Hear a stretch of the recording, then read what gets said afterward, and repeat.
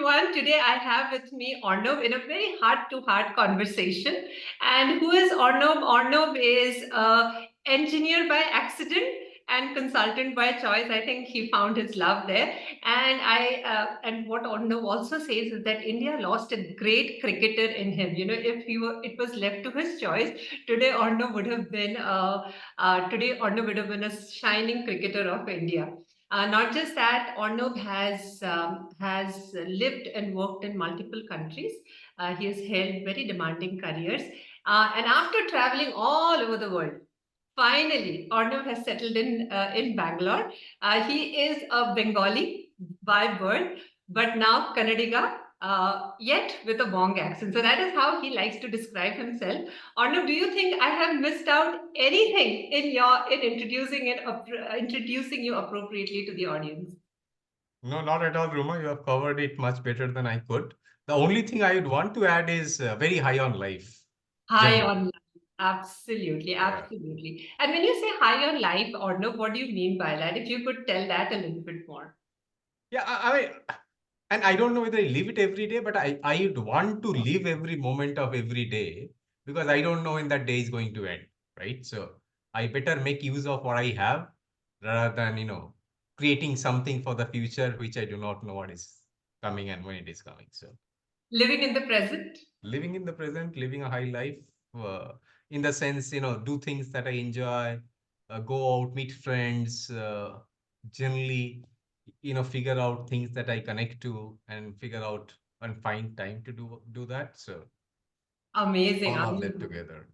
Yeah, and that would be something that we would like to understand from you, Arnab. How do you manage your professional responsibilities as well as remaining high on life? So we will be addressing all of that. But Arnab, this really spiked my interest when you said that you are high on life. Were you always like this? Did your life was your life always very smooth, where you were enjoying taking a lot of care of your personal aspirations, your health, your well-being, while being very high on your professional career as well? Was it always like this, or was there a shift somewhere? I might give you a longer answer, Roma, to your short question, but I always wanted to be high on life. Have I been that way? My man's answer is no, and I'll tell you why. I think I focused on one aspect of my life extremely hard at a point of time, which was my career, what I wanted to do in my professional life. Uh, I ignored my health. I ignored me for quite a long time, right? Uh, I mean, the genesis could be anything, I thought I could manage it. I mean, I thought I was healthy. I was not. I thought I was managing my weight well, but I think internally I was burning out. So, so that aspect of life is something I did not manage well, to answer your question for sure. I see. I see. Sure. Thank you so much for sharing with that, Arnav. And that is one of the main focal point of our discussion also today.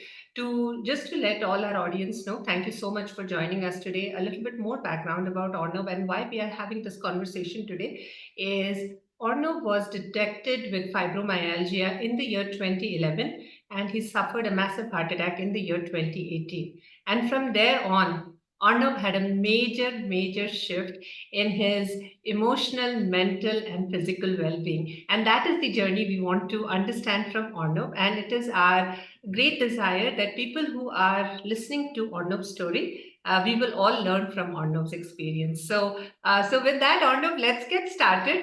Arnav, just tell us, this 2011 detected with fibromyalgia, 2018 suffering a heart attack. Tell us a little bit about your life prior to getting detected with all of this. So, and as we have spoken about multiple times, right? I mean, think of a consultant, think of a busy corporate, think of people. I'm one of them. I now, if I look back, I feel who who thought who was busy, right? So, I'll give you 2011. I'll give you an example. 2011, when I filed my US taxes, they need the details of your travel and where and all. And I realized that I had made some 12 trips to Europe and 9 trips to US in one calendar year from India, right? Which means almost long international trips a month. So, and then late nights, right? I mean, I would take pride in the fact saying that I sleep for 4 hours. I literally used to sleep at 3, wake up at 7, get on calls. Starting with APAC, Japan, ending with US. Saturdays, you're working, you're doing your reviews. Mostly will be in office or at a cafe in Lila Palace again. So I think it was finding business in my life and taking pride in that fact. Uh, and I don't know, I'll not be able to justify everything. I don't think I can justify anything, but it was as hectic a life as you can think of. And I'm sure a lot of people live that life. A lot of people I know are leading a very similar lives, right now. So. Yes, absolutely. And while you were leading such a busy life, which you felt that you would like to think that you were busy, how was your focus on health? How did you feel your health was at that point in time? I felt I was healthy. I felt I could do anything, right? But internally, that I was damaging myself is something I realized much later, Roma. So, and Mhm. again, you and I have spoken about it. I'll give you a little more history to this whole thing, right? And if that makes sense. So, I was born with tumors around my brain, and I don't want to delve into that subject because I don't remember anything. But if you sort of study a little bit of subconscious and what gets in, and when all your family and literally I spent first 3 months on my mom's lap and my aunt's lap, taking turn, 8 by 3 every day. I'm sure that gets into a subconscious the feeling of whether this person will live or die. And I'm sure that gets ingrained, right, without you knowing, and that builds up. 2006, I actually, the cause of my fibromyalgia, as doctors say, it was 2006. I met with a bad accident. Uh, I was down almost for a year, completely down and out. All blood parameters that you can think of were all haywire. I was on BP meds, cholesterol, uric acid, blood sugar, anything and everything. And everyone said you cannot come out of it, right? This is now lifelong, so deal with it. You would not believe, 1.5 to 2 years I came out of everything except for lipid profile being high, which I deliberately stopped, which by the way triggered the 2018 event, right? And that's a separate story. But the muscular system surely got damaged, and I am sure it had a lot to do again with my mental state after the accident, right? Which Hmm. caused a lot of this, physical, this muscle pains, to the extent was so bad. And I visited multiple doctors in India and US, and they said at some point of time, think of quitting your job because you cannot do it much longer, right? Think of a Mhm. lifestyle where you will have rest, you would not be able to exercise, you will not be able to play, you will not be able to work, you will not be able to travel. And I think I mentally fought against it, right? Not physically, not by doing anything, but just by the sheer gut and sheer force. Uh, and then I think the resultant is 2018 when everything collapsed. Mhm. So that's Mhm. my journey, uh, again, All right. till 2018. Okay. To the- And what do you think, Arnab, were few of the primary drivers for, all of this one after the other? 2006 was an accident, so, some of these things are out of our control. But 2011, 2018 with fibromyalgia, heart attack, do you think any of the things that you did prior to 2011 uh, led to led to these incidents? And if at all, what do you think were the drivers? So, and again, in no particular order, Ruma, and I'm just trying to think as we speak. So, one is absolutely I had no focus on health, right? Uh, Second is crazy hectic lifestyle. Third is food. I was never a foodie, but I'll eat anything and everything because I was on the road. Uh, Fourth, I'd say, is lack of sleep, and the fifth aspect is even thinking that's an important part of your life was something which was totally missing, right? And you can take it in any particular order. So absolutely paying no heed to things which are important, which are critical, which fundamentally define who you are at a point of time. Yes. Yes. And most of the times, I think we realize it very late in our lives, and then we are trying to make up for all the lost years. Yes, yes. Now, there's no point in asking what would you have done differently because you already are aware of the things that went, that led up to this health crisis over 2011 and 2018. But Arnav, I really want to ask you. Today I see you as a healthy, fit young man. Yeah, and what After 2018, how did you take control of your life?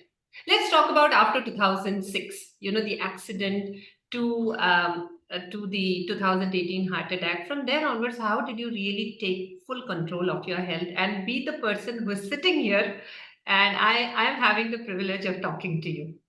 What So brought first of all, yeah, you should take a lot of credit by the way you see me today. And I blindly went by, and I'll come to that. I blindly went by all your recommendations, Roman. It's paying absolutely enormous dividend to me, not only to me, people around who can see the difference because I am getting into sizes which are like 10, 15 years Yes. or earlier, right? So now to your specific question of what did I do since 2018, I think the first couple of years were more self-pity, more like denial, more that, why did it happen to me? I do my blood test every year.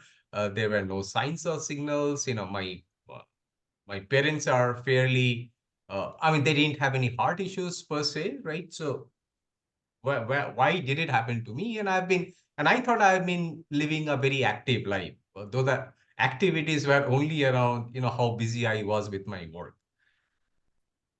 At some point, then is when I started realizing that I know so much. I know so much about everything that's around me. I Mhm. spent so much time in reading the newspaper and listening to the news and all the which I've stopped, and that's a separate episode again. Knowing about what's happening outside, I don't even know 1% of what's me or what's within me. And that started shifting my mindset. I tried to push myself to say, do I know myself at all? Do I know how my body works?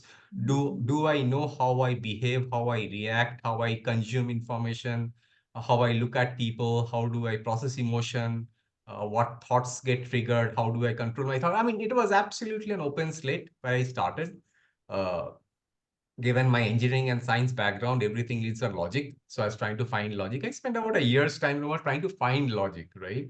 Why Yeah. should I do what I want to do, right? Mhm. So though I knew what I needed to do, I was trying to figure out why this, why that. Long story short, I spent up reading a lot of articles on quantum physics, its relationship to consciousness and your energy body, your physiological body, your physical body, blah blah blah.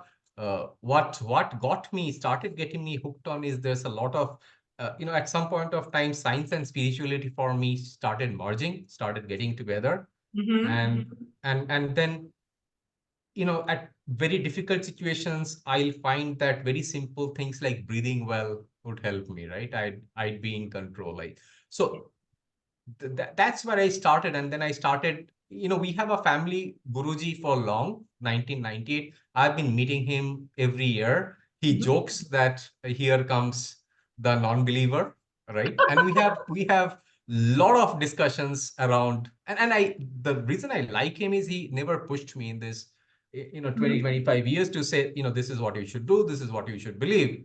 Uh, and all those things. So but you talk about meditation, you talk about getting control of yourself, you talk about controlling your thoughts, yeah, right? And I started with breathing and then meditation and then figure out physiologically how my body is reacting, your sympathetic parasympathetic nervous systems, etc., etc. uh, and I can tell you now, after having worked with you for all these months, that I was plain simple lazy, that I would do things which could be done easily, and I was Uh-huh. trying to avoid the physical part of the body, which you really pushed me well and pushed me hard to get into that rhythm of your daily exercises and focusing on the right part of the body and doing the right things and eating well. So to me, to your question, I think all those things, the physical, physiological, and the, what should I say, the spiritual energy aspects, I think for me are coming together. Am I there? I don't think I have done even 1%. Uh, Long way to go. So It- I am absolutely not declaring victory. It's just the start of the journey. But I am giving myself some milestones of, where do I see myself in 3, where do I see myself in 5, and as I told you, I want to wake up tomorrow and feel good about who I am and what I do. So, Absolutely, absolutely. That's so apt, and it is a journey, Arnav. We Since there is the target of excellence, we continue to work towards it. And if we reach it, I mean, that's great. But if we don't, the journey itself is so beautiful Yeah, that it uncovers so many aspects of us. Like you said, the physical aspect of us, and correctly said, I'll also share a personal experience with you. So for the last few weeks, I've been confined only to do non-impact exercises, and I can only go for a walk. Now, after completing 10,000 steps, I do not sweat as much as the 15 minutes of the exercises that we do, the workout ABC. Yeah, and I yeah, started doing that from last Sunday. 15 minutes, I was sweating all over. And yeah, that is also a realization how our body works. We feel right. we become more and more aware of our body. So amazing points that you brought in. And I'm taking you back to the practices that you started doing, merging spirituality, merging energy with science, and finding logic in how spirituality and science comes together. Finally, end of the day, we are all starting to learn that West and East are actually saying things which are merging together. So all of those are getting more and more prominence nowadays. But what I wanted to understand from you, Arnav, is what are the specific benefits, if you can, tangible benefits? You being an engineer, you're looking for tangible results, right? So what are the tangible benefits that you saw when you started getting into meditation, breathing, you started thinking about your emotions, what kind of changes they do on your body, how it impacts your life? Can you shed some more light on that? What was your experience, and what are the results? What were the results you started experiencing after getting into that line? Yeah. Yeah, yeah, yeah. And Ruma, I'll cover maybe the physical part, uh, and then the physical, the energy part, right? All of it together, and again in no Sure. particular order. But I'll Sure. give you some very, very quantifiable changes that I have seen. Right. So I was detected with the self-immune disease, and I think at the age of 14, I'll get these allergic attacks very regularly and rashes and Mhm. uh, flow, uh, cold and cough and every time. And I was almost on two allergic pills every day, two anti-allergic pills every day. Completely stopped for the last 1 year. I've not taken a single one. Uh, 2011 fibromyalgia, and I'll have these bouts of pain where I'll completely collapse. Right, and there are days I could not just get up from bed, and I'm like, this is the end of the world. I have not had that in the last 1 or 2 years. There Mhm. has not been a day where I have said that I can't get up now, right? Wow. There have been Wow. needless pains, but I have been up. I was put on a nerve blocker since 2011 to Mhm. block the pain, right? That's the only Mhm. med you can have. I've stopped that med for the last 1 year. I've not had, I can show you strips which are lying in my cupboard. I've not had a single one. Uh, That's amazing, Arnav. I have been on a sleeping pill from 2006 every day. With the sleeping pill, I could sleep for 4 to 5 hours. I have not had a single sleeping pill for the last 1 year, and I sleep. You see my sleeping record, right? I Yes. sleep for 7 to 8 hours well these days. So Amazing. you wanted quantifiable benefits. I'm quantifying it myself, and as I told you, I'm fitting into my t-shirts, which are like 12 years old. I mean, jokes apart, I have lost a Need a lot new of weight. wardrobe, Arnav. Yeah, yeah, absolutely. I've lost a lot of weight. I feel much fitter. I don't need to push myself to exercise. I feel like walking up the stairs rather than taking the elevator. Uh, and I feel like, talking to people about what I'm seeing happen to me. Amazing, amazing, Arnav. Yes, it's very inspiring. But again, Arnav, I know that you travel quite a bit. We kind of talk about your schedule. You travel quite a bit. You still have late night calls because you are in consulting, which is quite demanding. How do you manage to be high on life with your busy schedule? If Yeah, you yeah. could share that. And very intriguing question, Roma. So you'll have to bear with me because I'll keep on thinking and talking both at Sure. the same time, right? Because I never thought of it this way, the way you ask it. But I think number one, getting your mind to agree to it is important. Uh, my biggest challenge was getting my mind aligned with what I wanted to do, that these things are important for me. Otherwise, I'll always find an excuse saying that why I work, I have a call, I need to travel. XYZ reasons for why I can't, eat well, why I can't sleep well, why I can't exercise well, right? So, and I don't think anyone externally can help much unless until we internalize it ourselves. I think that was one big shift, right? Mhm. Now, to your point of how do I manage it, I I have started living a lot more in present rather than. So I'll give you very naive corporate examples. Most of the time, I feel people who are on this call right now are thinking of the next call and the next deliverable, right? And when you get them to the next call, they are thinking of the next call and the next deliverable. We So are never focused on what we have on hand and do that well. What I have learned is, so, I'll get off my calls maybe at 10:30, 11 in the night, but then I'll be on my emails on my laptop till 1, and then I'll watch news for an hour till 2, and then I've lost my sleep. So I'll go around my bed and then, disturb sleep. I'll wake up early and again get back to my laptop. I've figured out time windows during the day where I focus on my emails. I Mhm. focus on the calls and the interaction that I have, absolutely being in the present, so that I can actually drive value for whatever the call is set up, and I'm Mhm. not again coming back to it and revisiting it every time. So managing time well, giving importance to what is important to me, Mhm. and then I have dropped a lot of this busy noise in my day-to-day schedule, right? Things which are Mhm. unimportant, things which do not add value, things which I Ah, do just because of habit and practice, things, very, very naive example. There are a lot of reading that you would do just to feel relevant in a social gathering. uh-huh. What if I cannot talk on a topic? How do I care, right? If that Yes. topic does not interest me, I'll not get into it. Uh-huh. So I had stopped reading, and now you and I exchange. I have started, reading back again, and that gives me a lot of pleasure. So, Yes.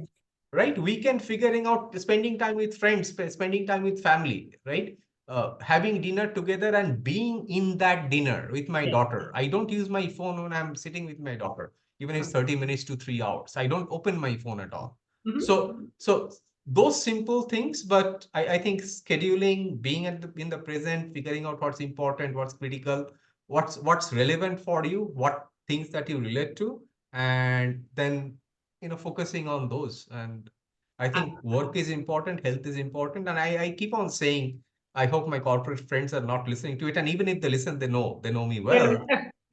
They know Absolutely. me well. I'm like, if something happens to me tomorrow, my firm will not miss me for more than 2 days, but my family will miss me forever, right? Yes. So, and then no one will take care of myself more than I do. I So, can. Absolutely. So true, Arnav. And in order to come to this level where you said, managing your time better and focusing on priority at hand and being completely focused on what you are doing at that point in time, not thinking about what I have to do next. Did you also find yourself in a situation where you had to say a lot of no's to people? Yeah, yeah, totally, totally, totally. Okay. Very good point. I completely forgot. And I think Indians by nature, we are those pleasing, soothing characters, right? We are that. What will happen if I say no? That person will feel bad. We don't even realize that we'll feel worse at the end of it. Right? Yes. So absolutely, I've started getting more selfish. I've Okay. absolutely started saying no to things which Uh-huh. are not important to me or not important to the scheme of things. Wonderful. No, thanks so much for accepting that, Arnav. Now, just, and as you said, Indians by nature, and I used to think this was a problem with women. Thank you for, breaking that myth that it is with men as well. That, when we want to say no, we are really worried about not about ourselves, but about the other people. How, when you started saying no, how did things start changing around you? Or where was everybody too comfortable and it was us who think more about it than the other person? Tell me your perspective and your insights on it. Yeah, and I think it's a mixed one. So number one, people are used to your rhythm too, right? Over a period of time. So people know that you will receive their call irrespective of whatever time they call you. Now, first two times when you do not take that call at 6:30 a.m. or 11:30 p.m., maybe they will be wondering what happened to you. But I think after three calls and you have a clear conversation that, yeah, I mean, from 11 to 8, my phone is shut off. I think they get used to it. Like I'm very clear that don't schedule any calls for me because I go late in the evening. Don't schedule any calls for me before 10 a.m. in the morning. And Huh. people have Okay. gotten used to. I mean, don't mess up both the ends of my day, right? Hmm. I need the morning to myself. I'm then available for you. And people have gotten used to the rhythm unless until things are, falling apart and the city is absolutely vanishing, right? Yes. So I think the primary important factor is you setting the right expectations with your stakeholders. We do not do that well. If we Yes. do that well, then people get used to your rhythm. Yes, yes, absolutely, absolutely. Thank you so much for sharing, and I'm hoping that this will break the fear in many people that what will happen, and which are the feathers I'm going to ruffle, if I say no. So thank you so much for helping us with that, Arnab. Now, Arnab, can you give an understanding of how your day looks like, from morning till night, from the time you wake up till the time you go to bed? How does your day look like? Oh my God. That's a tricky question. So I do end up traveling once a week. I have reduced it, right? I am trying to do about 3 travels a month, but previously it used to be much more. I think COVID has helped. People have gotten used to this virtual working mode. Uh-huh. So that surely has helped. I do not travel internationally unless I need to. So I say I'm ready to take a call all through the night and be on video because Mhm. that messes up one day. If I travel, that messes up a whole week for me, Yeah. right? So all those changes I'm trying to bring in. How my day looks, I wake up. I mean, I try and wake up. I used to be a very late riser, by the way. That I have changed, and you know Okay. that, right? So it's Can you somewhere tell in me between. how late it is? Just to understand, we Oh, modern people. so as I told you, I'll sleep around 2 or 3 a.m. Right, but I'll be in bed till 8:30, uh, which I have moved up at least by 2 or 3 hours. I sleep a little longer, but I try and wake up in the morning. Wow. Uh, the first couple of things I do not compromise on are my breathing and my meditation. Right, I Okay. need that 45 minutes to myself. Otherwise, I don't feel I get into the groove. I absolutely, I think Revi will vouch for me that I follow the exercise schedule for sure. Uh, Unless until I'm sick, Roma, I don't Yes. miss it. Or if there's an early morning meeting, I come back and I do it in the evening. I, though it's hybrid for all of us, I love going to office. So I love The- driving down in Bangalore traffic, people will not believe, but that's my me time. I do a lot of thinking and processing, and generally, I mean, listening to music, giving 2 calls to a friend, calling my mom. We don't talk much, but just silence is golden yeah. for those moments. So I use that me time for me. I think my wife and I end up talking when we are on the road more than when in at home. That's amazing. Yeah. So, and then I'm in office at least for 6 to 7 hours. I do a lot of up and down, right? Eating, going out, getting some sunlight, uh, stairs as much as I can, meeting with people that makes me high again. I derive a lot of energy by just meeting with people, known and unknown. I try and come back home by 5. Okay. uh, 5:30 to 7, again, I try to keep it to myself, be it your rhythm of getting the cardio done, getting my walk, or spending time with daughter, or just watching some TV or reading a book. 7 to 10 or 11 are my calls. I do dinner between 7 and 8. Mhm. uh, I just take maybe 15-20 minutes to get into the groove or to get out of the groove of my work habit. And then nowadays I hit bed and in 5 minutes You're done. I'm done. I'm in deep sleep. Amazing, amazing. So Yeah. when you do your exercise, I think between 5 and 7, I found one slot where you do So your that is the cardio. What I do, I do my exercise in the morning before so I do in- my breathing meditation, exercises. exercises, then I get ready and leave for office. Awesome, awesome. So how Right. long does that entire So I give myself 1.5 hours to 2 hours in the morning.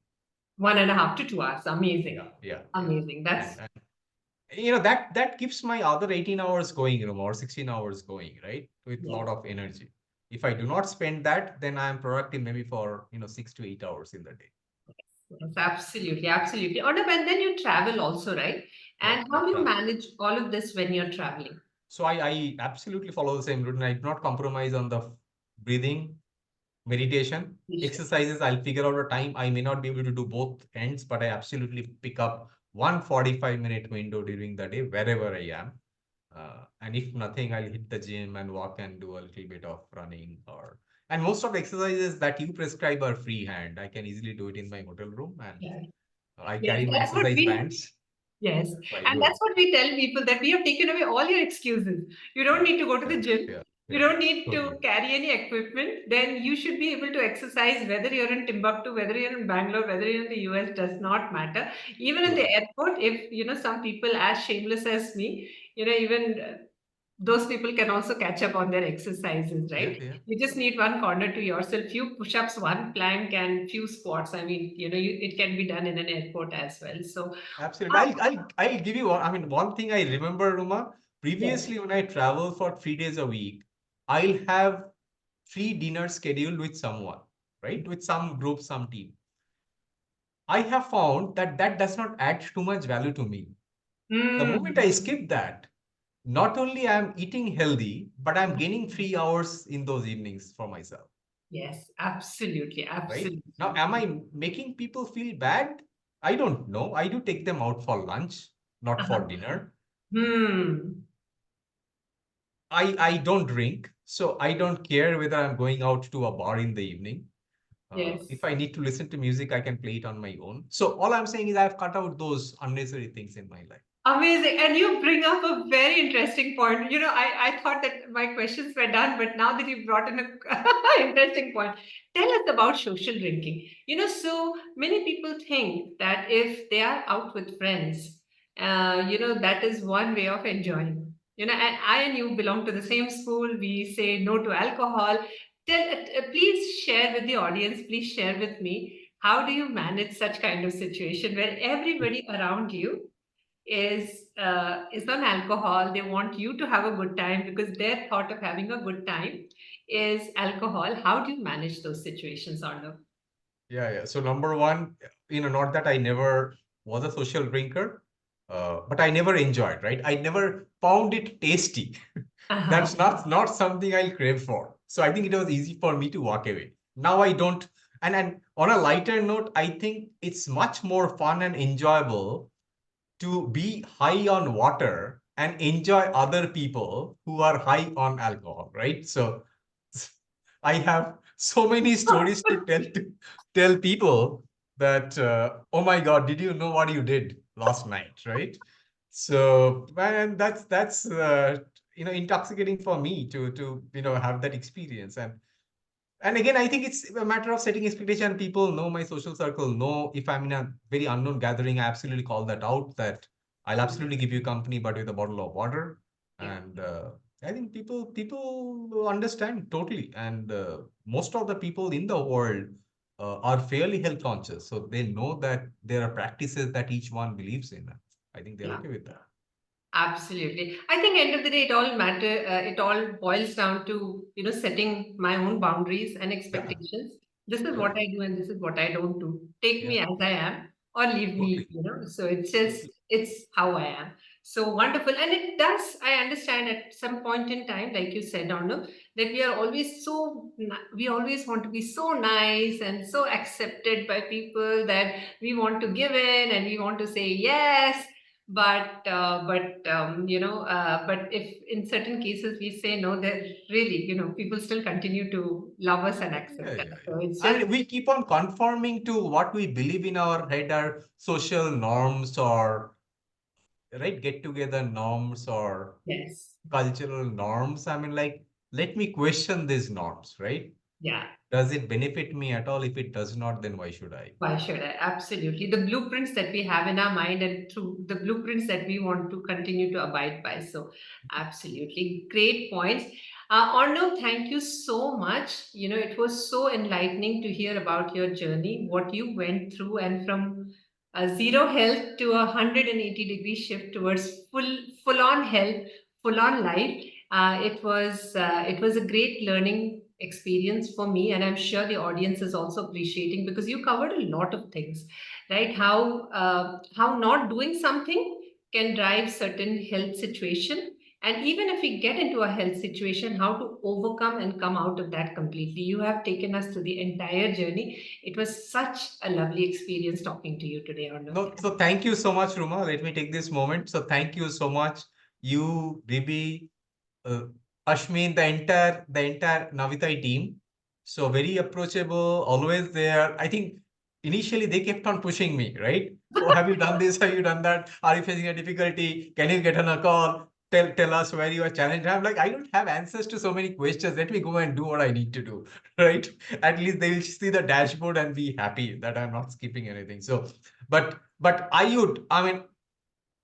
mean, let me confess now that had I not seen you and had I not known you and had I not known the focus, and we started talking about spirituality, we started talking about energy. Remember over that lunch, Yes. and then had you not been there, and I'm being very very sincere when I say this, I don't think I would have gotten focused on my physical being or the physical part of me yet. So thank you for pushing me there. Thank you so much, Arnav. It has been a real honor to be a part of this journey, honestly, and I say that from the deepest part of my heart. And to see you, how you have evolved through the various conditions you had, and today where you are, and then we go back to the same gatherings, and people compliment you, and Yeah, I yeah, sit there while the compliments are meant for you. I sit there and I bask in the glory of those compliments. totally, totally. You should take all the credit. Absolutely. The credit goes to you, Arnab. It was just a pleasure and an honor to be a part of this beautiful journey with you. So thank you so much for giving us this opportunity. All Thank right. you So so with much. that, thank you so much. And to the audience as well, I hope you found this very, it covered the aspects of your life that you're going through. If you have any questions, put it in the comment box and we will be happy to answer it for you. So with that, thank you so much. Thank you for watching us. Take care and bye bye.